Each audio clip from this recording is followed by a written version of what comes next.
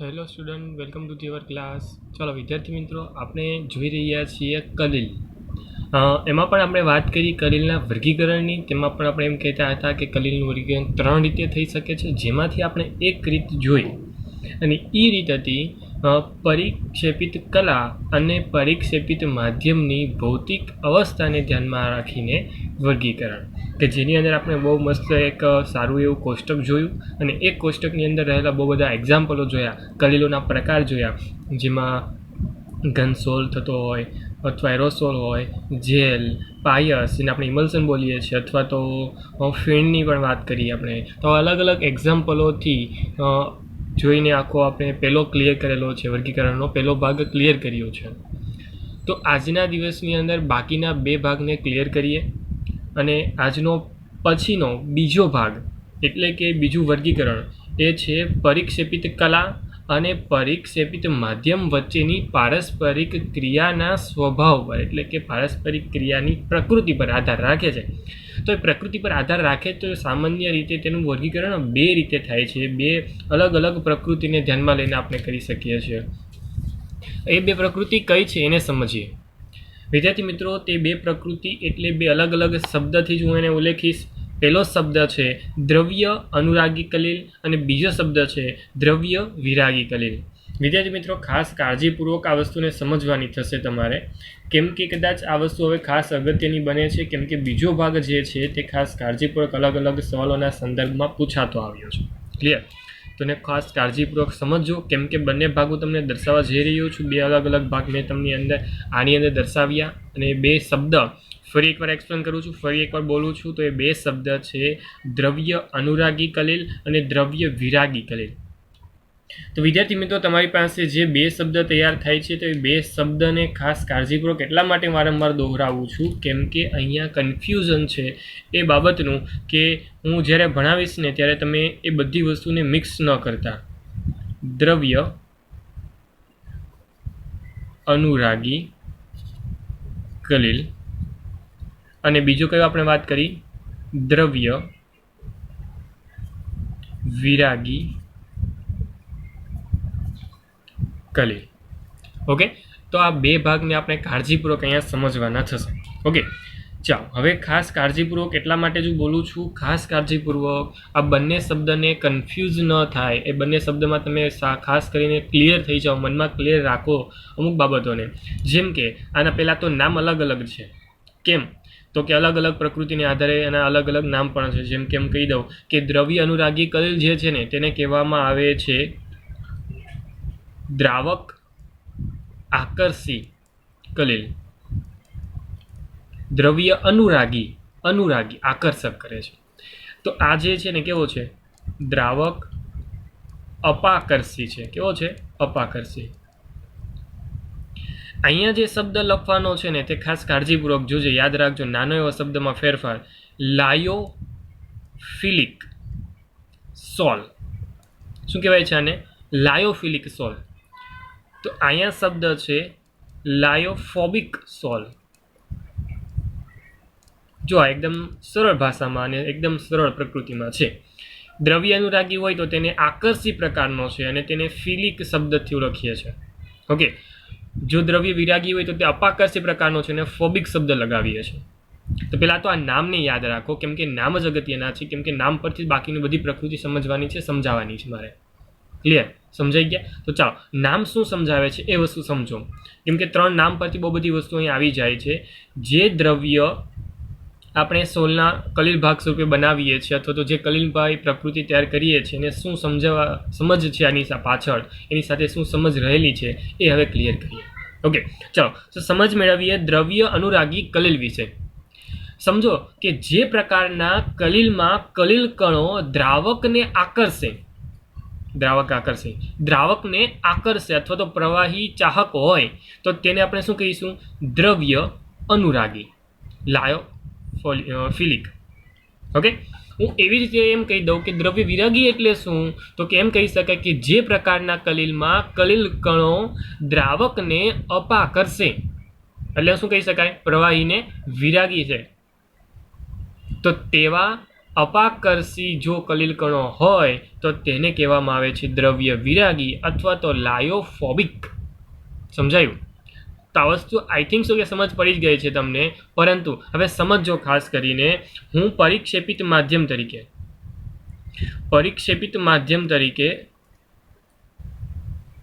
હું પાણી લઈ લઉં છું. ખાસ સમજો, પરિક્ષેપિત માધ્યમ શું લઉં છું? પાણી.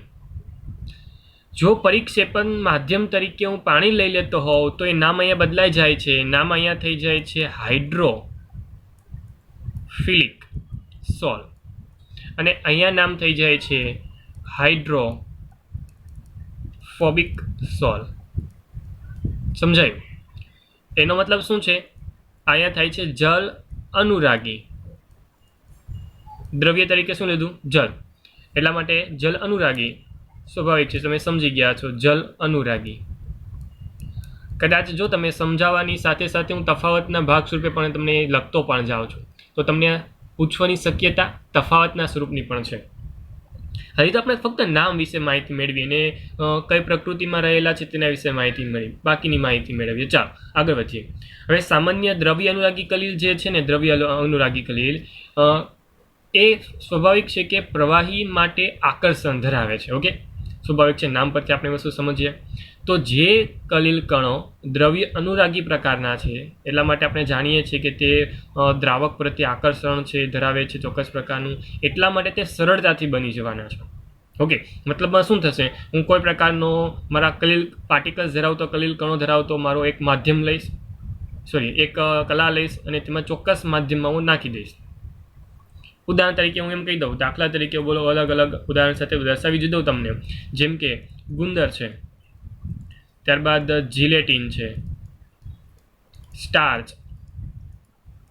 રબર વગેરે. ઓકે, હવે આ જે એક્ઝામ્પલ લખ્યા ને, આમાંથી કોઈ પણ એક્ઝામ્પલ હું લઈ લઈશ અને તેને સિમ્પલ પાણીમાં ડિઝોલ્વ કરીશ, પાણીમાં નાખીશ ને તેને હલાવવાની ક્રિયા કરીશ. સિમ્પલ પાણીમાં નાખવાની ક્રિયાને સાથે હલાવવાની ક્રિયા થશે એટલે સિમ્પલ છે કે તે ઓગળી જશે અને એ સરળતાથી એક કલિલમય પ્રકૃતિ ધરાવશે, જેને આપણે કહીએ છીએ દ્રવ્ય અનુરાગી કલિલ. સમજાયું? ક્લિયર થાય છે મનમાં? તો આ જે પ્રકૃતિ ધરાવતા કલિલ કણો છે જેને આપણે શું કહીએ છીએ? દ્રવ્ય અનુરાગી. વિદ્યાર્થી મિત્રો, આ તો સરળતાથી બનવાની વાત થઈ. ઓકે, હવે સ્વાભાવિક છે કે પરિક્ષેપિત માધ્યમ તરીકે તમે કોઈ પણ લઈ શકો છો. આ કલા સ્વરૂપનું ભાગ હતો, પાણી લેવું જરૂરી નથી. ઓકે, આ તો એક્ઝામ્પલથી આપણે સમજીએ છીએ કે માધ્યમ તરીકે આપણે પાણી લીધું, પરંતુ તમે કોઈ પણ બીજું કોઈ દ્રાવક લઈ શકો છો પરિક્ષેપિત માધ્યમ તરીકે. ક્લિયર? ચાલો, તો સરળતાથી વાત કરી તે મુજબ સરળતાથી હલાવવાને કારણે બની જવાનો છે એ દ્રવ્ય અનુરાગી છે, એટલા માટે બનવાનો છે. ચાલો, હું આગળનો મુદ્દો વિચારું ને આગળનો મુદ્દો તમને કહું, ખાસ કાળજીપૂર્વક સમજજો. જેમાં એ ઉદાહરણની વાત કરી તેમ આગળનો મુદ્દો. દ્રવ્ય અનુરાગી જે કલિલ છે ને, સામાન્ય રીતે બની પણ જાય છે અને તે બાષ્પ જે છે તેની જે પણ ગરમ કરીશ એટલે તેમાં બાષ્પ જે છે એ સરળતાથી બનતી પણ હશે. અને આ બાષ્પ બનવાનું એક નાનું રીઝન છે કે તે પાર્ટિકલ્સ તેના સરળતાથી અલગ થઈ જાય છે. હું શું કહેવા માગું છું ફરી એકવાર અને સીધા શબ્દમાં કહું, તમારી પાસે કલિલ સોલમાંથી જે પણ કલિલ બની ગયો છે, કલિલ સોલ બની ગયો છે, જેમાં યોગ્ય કલા પણ છે અને યોગ્ય માધ્યમ પણ છે, એ કલા અને માધ્યમની યોગ્ય હાજરી સાથે છે એક કલિલ સોલ. ઓકે, એક કલિલ સોલને ગરમ કરો છો તમે. શું કરો છો? ગરમ કરો છો. અને ગરમ કરો એટલે સ્વાભાવિક છે કે તેમાં જે પણ માધ્યમ છે ને એનું બાષ્પીભવન થઈ જશે. એટલે સમજો આપણે એક પાત્ર લીધું હતું, એની અંદર આપણે ગુંદર નાખ્યો, પાણી નાખ્યું, હલાવી દીધું એટલે એક સોલ બની ગયો. ઓકે, હવે જે સોલ બન્યો છે ને એને હું ફરી એકવાર ગરમ કરું છું. શું કરું છું? ગરમ કરું છું. એટલે શું થયું? પાણીનું એટલે કે પરિક્ષેપણ માધ્યમ જે હતું તેનું શું થયું? બાષ્પીભવન થયું. અને એ બાષ્પીભવન થવાને કારણે તેનું માધ્યમ જે છે એ દૂર થઈ ગયું. ઓકે, એટલે આ સરળતાથી આપણા સોલમાંથી દૂર થઈ જાય છે. સમજાયું તમને? કે જેને કારણે આપણે એક કલિલ સોલમાંથી પરિક્ષેપણ માધ્યમને હું અલગ કરી શકું છું અને પરિક્ષેપિત કલાને હું અલગ કરી શકું છું. સ્વાભાવિક છે કે આપણે જે સોલ બનાવ્યો હતો એ સોલમાંથી પરિક્ષેપણ માધ્યમ દૂર થઈ ગયું, તો વધ્યું કોણ? સમજી ગયા તમે? પરિક્ષેપિત કલા. ધેટ મીન્સ આ પદાર્થ પોતે ખુદ પાછો બહાર આવતો રહ્યો. ઓકે ને? તમે આઈ થિંક સો કે સમજતા હશો હું શું કહેવા માગું છું. તમારી પાસે બીકર હતું, તમે એક ગુંદર નાખ્યો, પાણી નાખ્યું, હલાવવાની ક્રિયા કરી, સોલ બન્યો. એ સોલને આપણે ગરમ કર્યો, ગરમ કરવાને કારણે પાણીનું બાષ્પીભવન થઈ ગયું, તો વધ્યું કોણ? ફરી એકવાર ગુંદર વધે છે. દેટ મીન્સ કે પરિક્ષેપિત કલા વધે છે. સમજાયું ને તમે? તો આ જે વસ્તુ છે જોવા મળે છે ને એ દ્રવ્ય અનુરાગીમાં જ જોવા મળે છે, બાકી જોવા મળતી નથી. અધૂરામાં પૂરું આપણે એમ પણ કહી શકીએ છીએ કે જે પરિક્ષેપિત કલા અહીંયા મળીને એમાં ફરી એકવાર હું શું નાખું છું? પરિક્ષેપણ માધ્યમ નાખી દઉં. મતલબમાં ગુંદર જે મને મળ્યો હતો બાષ્પીભવનને કારણે, જે મને ગુંદર પાછો મળ્યો એમાં પાછું હું પાણી નાખી દઉં, તો ફરી એકવાર મને સોલ મળશે. સમજ પડી ગઈ? દેટ મીન્સ કે તમારી પાસે પરિક્ષેપિત કલા તમે અલગ કરી, એ પરિક્ષેપિત કલાને ફરી એકવાર તમે પરિક્ષેપણ માધ્યમમાં ઉમેરો છો, તો ફરી એકવાર તમને કલિલમય સોલ મળે છે. અને આ જે પ્રકૃતિ આખી તૈયાર થઈને એને નામ આપવામાં આવે છે પુનઃવર્તનીય સોલ. જો ને નામ જ બહુ બધા છે, કેટલા નામ અત્યાર સુધીમાં આવી ગયા, સમજ બહુ ઓછી મેળવી, નામ વધુ મેળવ્યા, એના જેવું કામકાજ અહીંયા છે. ક્લિયર? ચા મતલબમાં પરિવર્તન સોલ એટલે શું? તો કે દ્રાવક નાખો છો, તેને બાષ્પીભવન કરીને ઉડાડી દો છો, ફરી એકવાર નાખો તો પાછું બની જશે. That's it. ક્લિયર? એકદમ સરળ ભાષામાં. ચાલો નેક્સ્ટ આગળના મુદ્દા તરફ આગળ વધું. તો સામાન્ય રીતે આ સોલ છે ને ઘણું જ સ્થાયી છે અને તેનું સ્કંદન નથી થતું. હવે પાછું તમે સવાલ પૂછો કે સર સ્કંદન શું છે? સ્કંદન એટલે અવક્ષેપ મળવા. આપણે તમે લેબમાં જાઓ છો ને પ્રક્રિયા કરો છો અને કોઈ બે પ્રક્રિયા કરવાને કારણે કોઈ અવક્ષેપ મળે છે, પાર્ટિકલ્સ મળે છે જે પાત્રના તળિયે બેસી જાય છે, તો એને અવક્ષેપન થયું કહીએ છીએ આપણે. તો એ અવક્ષેપને સ્કંદન થયું કહેવાય. શું કહ્યું કહેવાય? સ્કંદન થયું. આ સ્કંદન શબ્દને યાદ રાખજો, કેમ કે આપણે ચેપ્ટરમાં આગળ જરૂર પડવાની છે. ફરી એકવાર મુદ્દાને દોહરાવું છું, ફરી એકવાર ખાસ કાળજીપૂર્વક સમજજો. તમારી પાસે જે આ સોલ છે એ સ્થાયી પ્રકારનો છે. કેવો છે? સ્થાયી. સાથે સાથે એમ પણ કહું છું એ સ્થાયી છે ને, તો એને સાથે એક મુદ્દો એટેચ કરી શકાય કે તેનું સ્કંદન થતું નથી. જો સ્કંદન થતું નથી એટલા માટે તે સ્થાયી સ્વરૂપમાં છે. સ્કંદન થતું નથી. That's it. સ્કંદનનો મતલબ એવો જ થાય છે કે કલિલ દ્રાવણનું અવક્ષેપન થવું. સ્કંદન એટલે શું? અવક્ષેપન. ક્લિયર? આ વસ્તુ ખાસ યાદ રાખજો. સ્કંદન શબ્દને ખાસ કાળજીપૂર્વક સમજજો, બાકી તમે 2 દિવસ પછી જો ભૂલી જશો કે સ્કંદન એટલે શું, તો કદાચ એ તમને તકલીફ આપી શકે છે સમજ મેળવવા માટે, આ વસ્તુને યાદ રાખવા માટે. સમજાયું? ચાલો, તો આ બાબત હતી ને એ કોના માટે હતી? દ્રવ્ય અનુરાગી કલિલ માટે હતી. તો એના જેવી થોડીક એવી લાગતી વળગતી બાબતો દ્રવ્ય વિરાગી વિશે પણ સમજીએ. ચાલો, નંબર 1, તમારી પાસે જેમ વાત કરતો હતો તે મુજબ અહીંયા જો મારે દ્રવ્ય વિરાગી કલિલ બનાવવો હોય તો નહીં, પોસિબલ નથી. ડાયરેક્ટ પોસિબલ નથી. દેટ મીન્સ હું એવું કહેવા માગું છું કે જેમ આપણે સિમ્પલ પ્રકૃતિ મુજબ અહીંયા બનાવતા હતા આ બધા પદાર્થોને પાણીમાં, એટલે કે તમે યોગ્ય માધ્યમમાં લઈને ચોક્કસ રીતે બનાવી દેતા હતા, એમ હવે અહીંયા બનતા નથી. એનું એક નાનું રીઝન શું છે ખબર છે? કે તમારી પાસે જે પણ માધ્યમ છે, કોઈ પણ માધ્યમ તમે લેવાના છો મિશ્રણ બનાવવા માટે અથવા તો જે કલિલમય સોલ બનાવવા માટે, એ સીધી જ રીતે ડાયરેક્ટ રીતે તમે તેને ઇન્વોલ્વ કરીને દ્રવ્ય વિરાગી હોવાને કારણે અથવા તેમ કહી શકે દ્રાવકને અપાકર્ષી હોવાને કારણે ડાયરેક્ટ મિશ્ર કરી શકતા નથી. આ વસ્તુ તો તમને નામ પરથી સમજાઈ જવું જોઈતું હતું અને સમજાઈ જ ગયું હશે આઈ થિંક સો. કે ચાલો, ધાતુઓ ખાસ કરીને યાદ રાખજો. ધાતુઓ કે તેમના સલ્ફાઇડો, એનસીઈઆરટી ટેક્સ્ટ મુજબ આનો ઉલ્લેખ કરીને આપ્યો છે, આપણે પણ ઉલ્લેખ કરવાનો. જેવા પદાર્થો જે આપણે સામાન્ય રીતે દ્રવ્ય વિરાગીના ભાગ સ્વરૂપે આપણે લેવાના છે, ધાતુઓ અથવા તો તેના સલ્ફાઇડો. કોણ? સલ્ફાઇડો. ઓકે. અને તેના જેવા બહુ બધા પદાર્થો છે જે સામાન્ય પરિક્ષેપિત માધ્યમના મિશ્રણ કરવા માટે વપરાય છે અને કલિલમય સોલ બનાવવાની ક્રિયામાં આવવાના છે. પરંતુ આપણે વાત કરી તે મુજબ સીધી રીતે તે બનવાનું નથી. મતલબમાં કલિલમય સોલ સીધી રીતે બનશે નહીં. એટલા માટે તેને બનાવવા માટે ચોક્કસ પ્રકારની વિશિષ્ટ પદ્ધતિઓનો ઉલ્લેખનીય અહીંયા અભ્યાસ આપણે કરવો પડશે, કેમ કે ત્યાં અલગ અલગ પદ્ધતિઓ વપરાય છે અને એ પદ્ધતિઓને લક્ષીને તમે દ્રવ્ય વિરાગી સોલ અથવા તો કલિલમય ભાગ બનાવી શકો છો, અધરવાઇઝ બનાવી શકતા નથી. ક્લિયર? સમજાયું તમને? ચાલો, હવે આ પ્રકારના સોલમાં છે ને થોડી માત્રામાં વિદ્યુત વિભાજન ઉમેરવામાં આવે છે. ફરી એકવાર બોલું છું, આ પ્રકારના સોલમાં થોડા પ્રમાણમાં શું ઉમેરવામાં આવે છે? વિદ્યુત વિભાજન. એટલે વિદ્યુત વિભાજ્ય પદાર્થ જે પણ હોય તે ઉમેરતા, અથવા હું એમ કહી દઉં ગરમ કરતા, અથવા હું એમ કહી દઉં કે હલાવતા, તેમનું શું થશે ખબર છે? તેમનું સહેલાઈથી સ્કંદન થઈ જાય છે. સહેલાઈથી શું થાય છે? સ્કંદન થઈ જાય છે. હવે સ્કંદન થાય છે તો આપણે તેને સ્થાયી કહી શકશું? ન કહી શકાય. કેમ કે થોડી વાર પહેલાં જ અહીંયા વાત કરી કે જો સ્કંદન નથી થતું તો આપણે શું કીધા? સ્થાયી કીધા.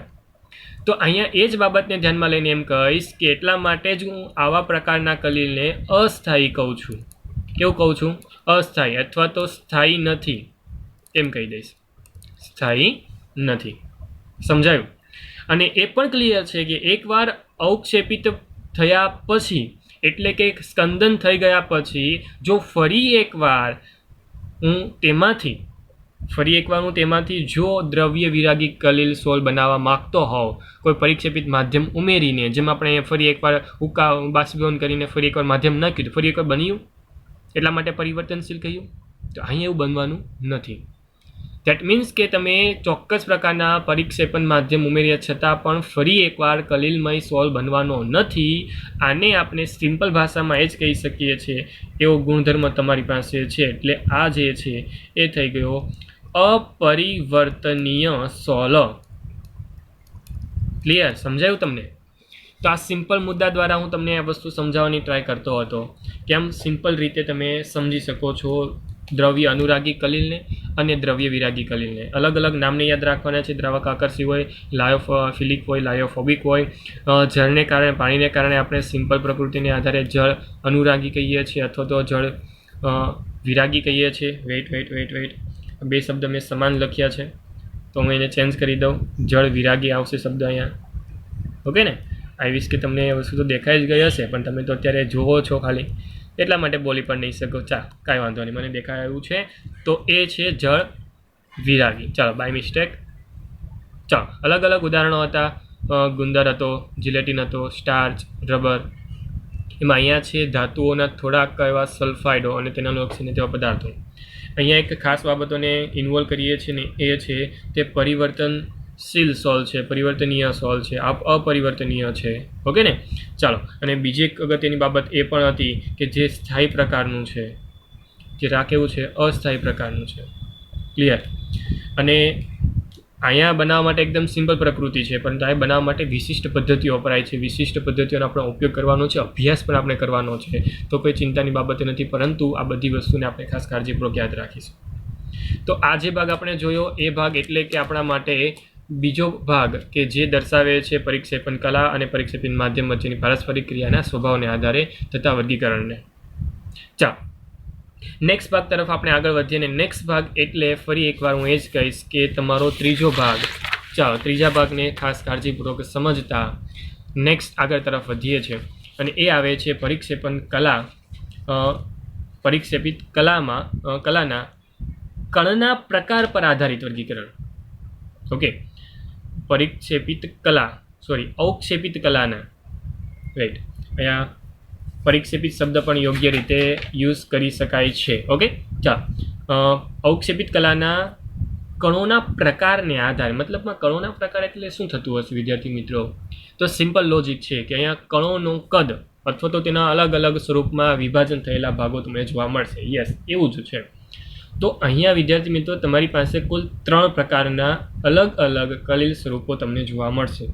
એ 3 પ્રકારના કલીલ સ્વરૂપો કયા કયા છે તો ખાસ કાળજીપૂર્વક સાંભળજો. નંબર 1, પહેલા નંબર પર આવે છે બહુઆણ્વીય કલીલ. બીજા નંબર પર આવે છે વિરાટ આણ્વીય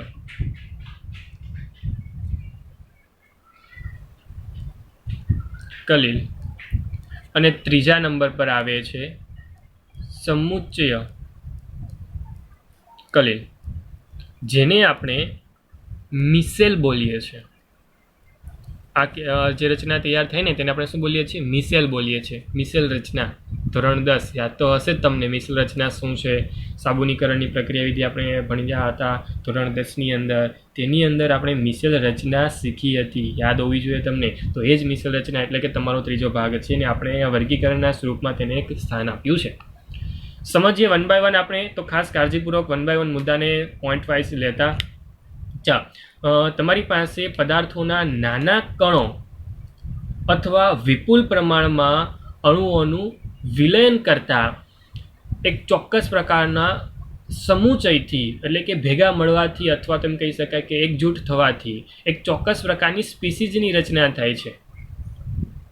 ફરી એકવાર બોલું છું, તમારી પાસે નાના કણો વિપુલ પ્રમાણમાં વિલયન થાય છે અથવા તો ભેગા થાય છે એકબીજા સાથે અને એક ચોક્કસ પ્રકારની સ્પીસીઝની રચના થાય છે. અને આ જે સ્પીસીસ છે ને એ બીજું કાંઈ નવું નથી, એ છે બહુઆણવીય કલિલ. શું છે? બહુઆણવીય કલિલ. ઇનડાયરેક્ટલી આ સ્પીસીસ ક્યારે રચાય છે? તો એમ કહી શકાય કે નાના કણો વિપુલ પ્રમાણમાં ભેગા થાય. નાના કણો એટલે કેટલા છે? તો એનું કદ જે છે, સામાન્ય કદ હું એ દર્શાવું છું તમને કે 1 થી લઈને 1000 નેનોમીટરની હદ સુધીના નાના કણો. એટલા નાના કણો વિપુલ પ્રમાણમાં એકજૂટ થાય. ઓકે, અને એકજૂટ થઈને શું બનાવે?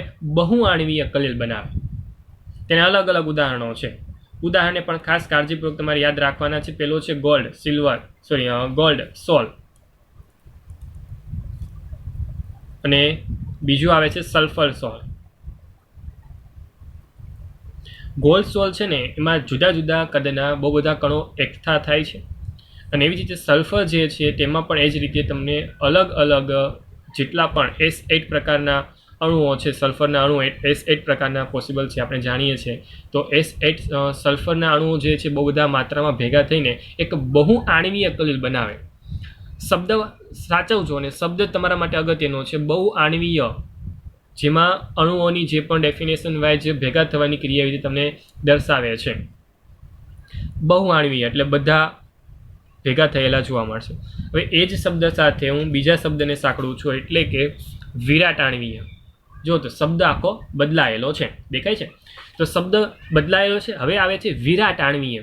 તો એમ કહી શકાય કે વિરાટ અણુઓનું યોગ્ય દ્રાવકમાં દ્રાવણ બનાવીને, તો ફરી એકવાર બોલાવું છું, વિરાટ અણુઓનું યોગ્ય દ્રાવકમાં દ્રાવણ બનાવું છું. અહીંયા કદ લીધા હતા નાના, પરંતુ અહીંયા લઉં છું વિરાટ અણુઓ. ઓકે, અને આ વિરાટ અણુઓ જે છે, આ વિરાટ અણુઓનું યોગ્ય દ્રાવકમાં હું શું બનાવું છું? દ્રાવણ બનાવું છું. શું બનાવું છું? દ્રાવણ. ખાસ સમજો, વિરાટ અણુઓ લીધા મેં, યોગ્ય દ્રાવક પણ મેં લીધો, અને યોગ્ય દ્રાવક સાથે મિશ્ર કરું એટલે શું બનશે? મારું દ્રાવણ બનશે. શું બનશે? દ્રાવણ. હવે આ દ્રાવણ બનાવીએ ને તો વિરાટ અણુઓનું નાના નાના કલિલ કણોમાં રૂપાંતર પામી જશે. શું થશે? નાના નાના કલિલ કણોમાં. એટલે આ જે ભાગ છે ને એની અંદર નાના નાના કલિલ કણો જોવા મળશે. હતો કેવો? વિરાટ અણુ. એમાંથી બન્યો કેવો? નાના નાના કલિલ સ્વરૂપનું રૂપાંતર પામ્યું. તો આવા જે કલિલમય ભાગો છે અથવા તો આવા જે કલિલ છે તેને કહેવામાં આવે છે વિરાટ આણવીય કલિલ. એક સમુચિત થયેલો, એક ઓલરેડી સમુચિત થયેલો એક મોટો ભાગ અથવા તો એક મોટો અણુ, જેને વિરાટ અણુ તરીકે આપણે ઓળખીએ છીએ, યોગ્ય દ્રાવકમાં નાખો ને તો એ છૂટો પડી જાય. સમજ પડી ગઈ? અને એ નાના નાના કલિલ સ્વરૂપે તે સ્થાયીકરણ પામે. હવે બને છે કેવું? નાના નાના કણના સ્વરૂપમાં પોસિબલ છે. ઓકે, અને સૌથી નાના કણ, જો આપણે ખાસ કરીને અલગ અલગ પ્રેસિપિટેટથી લઈને સાચા દ્રાવણ સુધીની વાત કરું ને, ખાસ અહીંયા પહેલાં એક નાની બાબતને હું સમજ આપું છું, ખાસ સમજજો. સાચા દ્રાવણો, પછી આવે કલિલ સ્વરૂપો, અને પછી આવે અવક્ષેપન. સાચું દ્રાવણ જે છે ને એમાં દ્રાવક અને દ્રાવ્ય આ બંને હોય છે, સ્વાભાવિક છે. પરંતુ દ્રાવ્ય એટલી હદે નાના સ્વરૂપમાં હોય છે કે જે આપણે દેખાતું નથી. ઓકે, પરંતુ અહીંયા જે દ્રાવ્યનું કદ છે એ થોડુંક મોટું થાય છે, આપને દેખાય છે, નરી આંખે દેખાય છે, અથવા એમ કહી શકાય કે તે માધ્યમમાં ચોક્કસ રીતે હોય તે આપણે અવલોકન કરી શકીએ છીએ અને અહીંયા તેનું કદ ફરી એકવાર વધે છે. અહીંયા કદ વધીને એટલું ભારે થઈ જાય છે કે દ્રાવ્ય જે છે તે અવક્ષેપણમાં એટલે કે સ્કંદન સ્વરૂપે જોવા મળે છે, સ્કંદન થયેલું જોવા મળે છે અને પાત્રના તળિયે બેસી જાય છે, મતલબ પાત્રમાં નીચે બેસી જાય છે. ધેટ મીન્સ કે હું એમ કહેવા માગું છું કે આ કલિલનું જો કણ એકદમ સૂક્ષ્મ હોય, કલિલનું કણ એકદમ સૂક્ષ્મ હોય, નાનું હોય, તો એ સાચા કણો જેવું એટલે કે સાચા દ્રાવણની પ્રકૃતિમાં પણ આવી જાય. તે તો અહીંયા બસ એવું જ થાય છે કે તમારી પાસે જે વિરાટ અણુ હતો ને એ કોઈ દ્રાવણ બનવાની પ્રકૃતિમાં જશે એટલે નાના નાના કલિલમાં રૂપાંતર પામે અને આ કલિલ ઘણા સ્થાયી છે. કેવા છે? સ્થાયી છે. કેવા છે? એકદમ સ્થાયી છે અને ઘણી બાબતોમાં તે સાચા દ્રાવણને મળતા પણ આવેલા ગુણધર્મ તેમાં જોવા મળે છે. એટલે ઘણી બાબતોમાં તે કેવા થઈ જાય છે? સાચા દ્રાવણને મળતા હોય ને તેવા. સાચા દ્રાવણની બાબત એટલે શું? તમને 20 કે 20 સમજ પડી જ ગઈ હશે. ઓકે ને?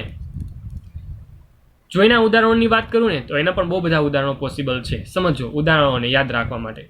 તેની અંદર આવે છે સ્ટાર્ચ,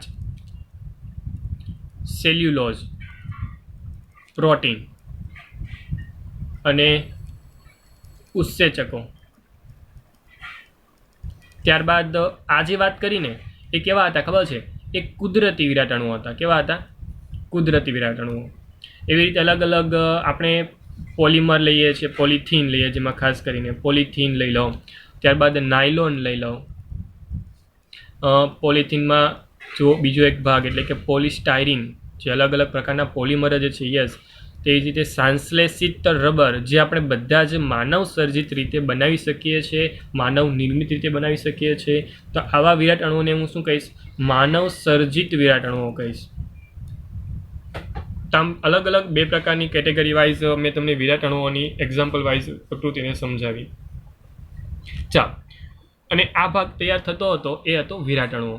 હવે ત્રીજો ભાગ એટલે કે સમુચિત કલિલ, જેને આપણે શું બોલીએ છીએ? મિસેલ બોલીએ છીએ. શું બોલીએ છીએ? મિસેલ. થોડીક એવી માહિતી તેની પણ મેળવી લઈએ કે જેથી આપણે સરળતાથી તે પણ સમજાય છે. સમજો કે કેટલાક પદાર્થો તેની ઓછી સાંદ્રતાને સામાન્ય વર્તણૂક ધરાવે.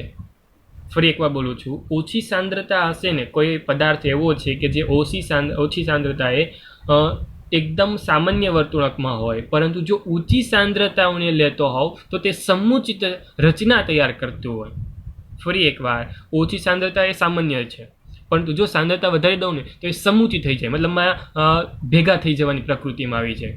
અને એ ભેગા થવાની પ્રકૃતિને કારણે એક કલિલમય વર્તણૂક દર્શાવે અને એ કલિલમય વર્તણૂક સમુચિત થવાને કારણે આવે છે, એટલે તેને મિસેલ બન્યો કહેવાય, અથવા તેમ કહી શકાય કે સમુચિય કલિલ બન્યો કહેવાય. ફરી એકવાર બોલું છું, તમારી પાસે એવા પદાર્થો છે અથવા તો એવા ભાગો છે, એવા કણો છે કે જે ઓછી સાંદ્રતા એ સામાન્ય વર્તણૂકમાં છે. ઓછી સાંદ્રતામાં કોઈ પ્રકારનો તફાવત અથવા તો કોઈ પ્રકારની પ્રકૃતિ જોવા નથી મળતી, પરંતુ જો એની સાંદ્રતા એક લેવલ કરતાં વધારી દઉં એટલે કે સાંદ્રતા ઊંચી કરી દઉં તો એ જ કણો સમુચિત થશે એટલે કે ભેગા થશે અને સમુચિત થઈને કલિલમય પ્રકૃતિમાં આવે છે, કલિલમય વર્ણન તરીકે આપણે દર્શાવી શકીએ છીએ. તો આમ સમુચિત કણો જે તૈયાર થાય છે એ સમુચિત કણો એટલે જ કલિલ કણો, જેને આપણે મિસેલ બનવાની ક્રિયાવિધિ દ્વારા ઓળખીએ છીએ. જેમાં આપણે બેસ્ટ ઉદાહરણો વિશે જાણતા હોઈએ તો એ બેસ્ટ ઉદાહરણ તેનું કયું છે? ધોરણ 10 યાદ કરો, એ જ સાબુ અને બીજું છે સાંશ્લેષિત ડિટર્જન્ટ.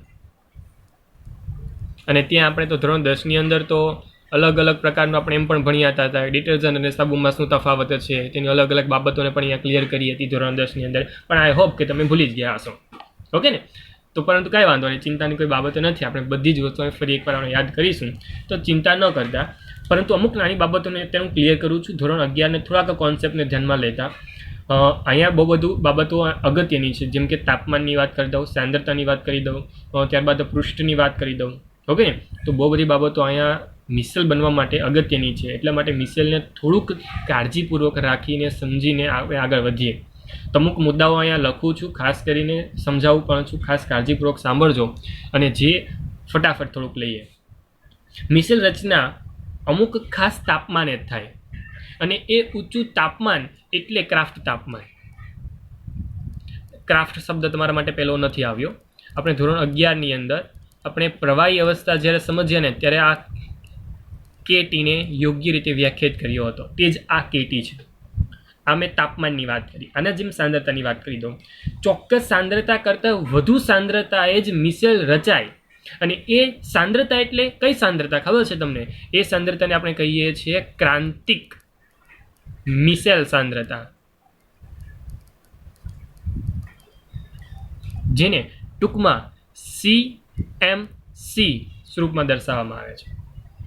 સાંદ્રતા કેટલી હોવી જોઈએ? તો કે એક હદ કરતાં વધુ હોવી જોઈએ. અને એ હદ કરતાં વધુ જે સાંદ્રતા તૈયાર થાય છે કે જ્યાં મિસેલ રચના તૈયાર થાય છે, પોસિબલ થાય છે, તો તેને કહેવામાં આવે છે ક્રાંતિક મિસેલ સાંદ્રતા. શું કહેવામાં આવે છે? ક્રાંતિક મિસેલ સાંદ્રતા. વિદ્યાર્થી મિત્રો, એક ખાસ બાબત એ પણ યાદ રાખજો કે મંદન કરવું ને, મિસેલ બની ગયા પછી જો મંદન કરવું ને તમારા દ્રાવણનું, તો એ ફરી એકવાર વ્યક્તિગત આયનમાં ફરી જશે. તમે જાણો છો વ્યક્તિગત આયન ફરવાની ક્રિયાવિધિ શું છે અને કઈ રીતે તમે સમજાવવા માંગુ છો આ વસ્તુને હું? કેમ કે તમે પૂછ અને શીર્ષ વડેના આ ભાગને સમજ્યો છે, એક કલિલમય પ્રકૃતિને સમજેલી છે. તો કે જેમાં બે પ્રકારની એબિલિટી છે કે જે દ્રવ્ય વિરાગી પણ છે, દ્રવ્ય અનુરાગી પણ છે. આ વસ્તુ તમે કદાચ સમજી હશે, યાદ કરજો. આ શીર્ષ અને આવી રીતે તમે દર્શાવેલો ભાગ યાદ છે કે જેમાં પૂંછડી અને શીર્ષનો ભાગ છે. એક ભાગ એવો છે કે દ્રવ્ય અનુરાગી કહી શકાય, એક ભાગ એવો છે જે દ્રવ્ય વિરાગી કહી શકાય. ધોરણ 10ની અંદર આ બંને પ્રકારની પ્રકૃતિ તમને સમજાવી પણ હતી. અને બીજી એક ખાસ બાબતને એ સમજાવું છું કે સાબુ અને ડિટર્જન્ટની બાબત સમજતા હોય, સાબુ અને ડિટર્જન્ટની બાબત લેતો હોવ તો તેની અંદર CMC એટલે કે ક્રાંતિક મિસેલ સાંદ્રતા કેટલી છે? તો અહીંયા કહી શકાય 10⁻⁴ થી લઈને 10⁻³ મોલર જેટલી છે. એટલે કે લખી શકું મોલ પર લિટર ઇનવર્સ. સમજાયું તમને? CMC સાબુ અને સંશ્લેષિત ડિટર્જન્ટ માટે કેટલી છે? 10⁻⁴ થી લઈને 10⁻³ મોલર જેટલી છે. ફરી એકવાર ક્લિયર શબ્દમાં બોલું છું, આ પૃષ્ઠ સક્રિય પદાર્થો એટલે કે સાબુ અને ડિટર્જન્ટની મેં વાત કરી. ઓકે, કે જેમાં યોગ્ય સાંદ્રતાનું મૂલ્ય તમને પૂછવામાં આવે તો તમને વિકલ્પોના સ્વરૂપમાં પણ યાદ હોવું જોઈએ. અને બીજી એક વસ્તુ ક્લિયર કરી દઉં છું કે જે સાબુ અને ડિટર્જન્ટની પ્રકૃતિ છે તેમાં બે પ્રકારની ભાગ જોવા મળે છે. અને એ બે ભાગ એટલે કે પૂંછ અને ટેલ, એટલે કે લાયોફોબિક અને લાયોફિલિક, જેને આપણે હમણાં જ ઇન્ટ્રોડ્યુસ કર્યા. અને એ બે શબ્દને ફરી એકવાર વાત કરું તેમ કહી શકાય કે દ્રવ્ય વિરાગી અને દ્રવ્ય અનુરાગી. સમજ પડી ગઈ? તો આમ તમે જ્યારે પણ મિસેલ રચના વિશે માહિતી મેળવતા હોવ છો ત્યારે મિસેલ રચના એટલે કે જ સમુચ્ચયીય કલિલ. અને યાદ રાખજો, મિસેલ એક નથી બનતો. મિસેલની રચના જ્યારે થશે તો એક સાથે બહુ બધા મિસેલની રચનાઓ થશે. 100 કે તેથી વધુ અણુઓ એક સાથે ભેગા થઈને અણુઓ મિસેલ બનાવે છે. ઓકે, 100 કે તેથી વધારે અણુઓ ભેગા થઈને આ એક મિસેલ બનાવે. તો આ જે રચના તૈયાર થવાની છે અને મિસેલ રચના જે બોલતા હતા તેને યોગ્ય રીતે આપણે સમજવાની જરૂર છે. એટલા માટે જ આપણે નેક્સ્ટ સેશન દરમિયાન સમજીશું કે મિસેલ રચના શું છે, આયનીય મિસેલ શું છે, મિસેલ બનવા માટે અથવા તો સાબુની ક્રિયા એટલે કે પાયસીકરણ, શબ્દ સાંભળજો, પાયસીકરણ શું છે. આ બધો જ ખ્યાલ આપણે નેક્સ્ટ સેશનમાં કલિલને ધ્યાનમાં લઈને બનતા મિસેલની રચનાને ધ્યાનમાં લેવાની છે. ઓકે વિદ્યાર્થી મિત્રો, ખાસ ભાગ યાદ રાખવાનો છે નેક્સ્ટ સેશનની અંદર જે આપણે જોઈશું. પરંતુ એ પહેલાં આપણે એ જ વસ્તુને ક્લિયર કરતા હતા, એ છે આપણું વર્ગીકરણ જે અહીંયા ફિનિશ થાય છે. વર્ગીકરણમાં જોવા મળતા આ 3 ભાગ જે લાસ્ટ સેશનમાં આવ્યા એ છે બહુઆણવીય, વિરાટાણવીય અને સમુચિત કલિલ. બહુઆણવીયમાં ભેગા થયેલા ભાગો જોવા મળે છે, સમુચિત થયેલા જોવા મળે છે. આમાં છે એ વિરાટ અણુઓ છૂટા પડીને કલિલમય ભાગમાં જોવા મળે છે, જેની સાચા દ્રાવણ જેવી પ્રકૃતિ પણ છે. અને સમુચિત થયેલા ભાગ એટલે કે જે પણ પદાર્થો એવી સાંદ્રતા જે સામાન્ય ઓછી સાંદ્રતા એ સામાન્ય પ્રકૃતિમાં છે, પણ જો સાંદ્રતા વધી જાય તો એ સાંદ્રતા વધવાને કારણે ચોક્કસ પ્રકારના સમુચય થાય છે. અને એ સમુચય થવાને કારણે કલિલમય પ્રકૃતિ આવે છે. અને એક કલિલમય પ્રકૃતિને આપણે મિસેલ રચના અથવા તો મિસેલથી ઓળખીએ છીએ. તો આમ આજના આ સેશન દ્વારા આપણે વર્ગીકરણનો આખો જ પોર્શન ક્લિયર કર્યો. અને વર્ગીકરણને જે પણ ક્લિયર કર્યો છે ખાસ કાળજીપૂર્વક તમારે સમજીને જ યાદ રાખવાનો છે. અલગ અલગ પોર્શન દ્વારા તે પૂછાય છે. તો તેને અલગ અલગ પોર્શન વાઇઝ તમે યાદ રાખી શકો છો અથવા તો એક સાથે યાદ પણ રાખી શકો છો, પરંતુ તેમાં ખાસ અગત્યની બાબતો એ જ છે કે તેના ઉદાહરણો યાદ રાખો. જેટલા પણ જ્યાં પણ ઉદાહરણ આવ્યા છે તે ખાસ કાળજીપૂર્વક યાદ રાખો. તો આ સેશનમાં બસ એટલું જ યાદ રાખીશું, આપણે એટલું જ સમજીશું. નેક્સ્ટ સેશનમાં ખાસ કાળજીપૂર્વક લેવાતો બાબત એટલે કે મિસલ વિશે માહિતી મેળવીશું. વિદ્યાર્થી મિત્રો, તે ખૂબ જ અગત્યની માહિતી છે, પણ નેક્સ્ટ સેશનમાં જોઈશું. તો ત્યાં સુધી મને મુલાકાતથી રજા આપો. હું છું તમારો મેન્ટોર શિક્ષક હિમાંશુ સરદારા સર.